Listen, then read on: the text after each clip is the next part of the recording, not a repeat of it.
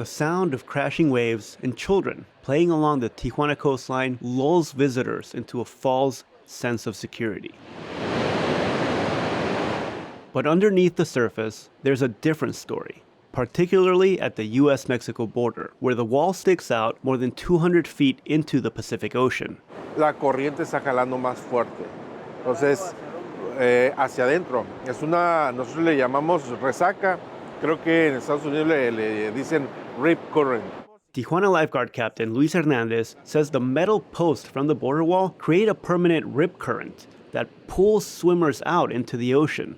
These waters are unforgiving. It's not like swimming in a pool, where you can just grab onto a ledge whenever you need to catch your breath.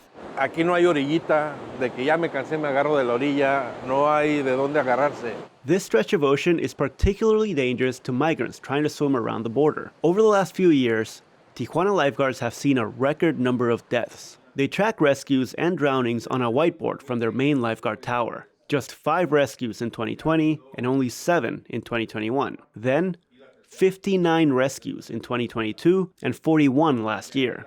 Hernandez says migrants cross in one of 2 ways. The first is to just swim around the border, but fighting that powerful current is exhausting. Entonces lo utilizan como si fuera escalón y se van agarrados de la reja, van caminando hasta la punta. The second is to wrap your arms around the wall's metal beams and use shellfish growing along the bottom of the wall as little ledges. But those shells are very sharp. Lifeguards often rescue migrants with cuts throughout their body. Son como navajitas. Entonces eso hace que salgan con heridas en los pechos, en el pecho, en los brazos y hasta en las piernas también, ¿no? Most rescues happen on the San Diego side of the border, when exhausted migrants are swimming against that powerful rip current trying to get back to shore. Whenever that happens, U.S. lifeguards respond. Jason Lindquist is head lifeguard in Imperial Beach. If we get a call from the Border Patrol that they're watching someone hang on the fence or swim around the fence or in distress, we try to respond no matter what, because it's in our city limit, because if you look at the ID map, it goes all the way to the border. Lindquist says most rescues involve migrants who are not strong swimmers. They often jump into the ocean with all their clothes on and carry their belongings in heavy backpacks. If the current pushes you against that fence, that's a dangerous situation because you can't get off of it. So the fence is dangerous, the currents are dangerous, the surf can be dangerous, and now the water's polluted every single day. Imperial Beach lifeguards also noticed more migrants drowning around 2019, after the border wall was replaced with a taller one. We've had, I think in the last 2 years, way more fatalities from here to the border than we've ever had. And it's usually due to migration. A new study published by researchers at UC San Diego confirms what lifeguards are seeing in the water. Peter Lindholm and Anna Lucier found that drownings increased significantly after the wall was built, from just 1 drowning in the 4 years before to 33 in the 4 years after.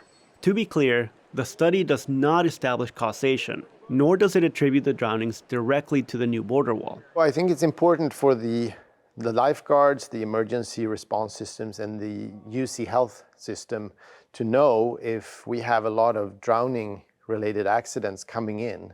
It's something that the healthcare system needs to handle. Lucier is a PhD and medical student in San Diego. She became interested in migrant drownings during a rotation at the trauma surgery unit at UC San Diego Hillcrest Medical Center, where she saw a lot of injuries from people who fell from the border wall and wondered whether anyone just tried to swim around instead. I think here in San Diego, we have a really unique opportunity to study this in a local context. We have partners with the lifeguards, the Coast Guard, other community partners who are willing to help us do this work. Although the drownings are relatively new in San Diego, they're much more common in other parts of the world. Drowning during migration is one of the leading causes of death during migration around the world, especially around the Mediterranean area. And there hasn't been a lot of scientific investigation into that. So I'm hopeful that the work that we do can kind of lay a framework for other researchers and other people who care about this issue. Both researchers called this a preliminary study. They'd like to analyze more data on drownings and rescues from both sides of the border. I think that we're still missing a lot of information there.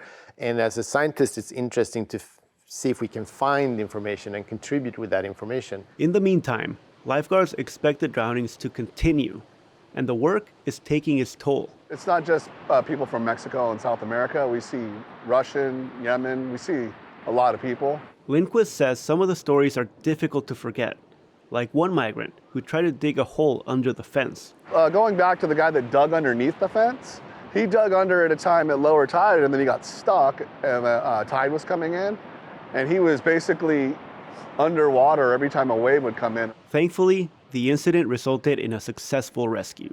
Gustavo Solis, KPBS News.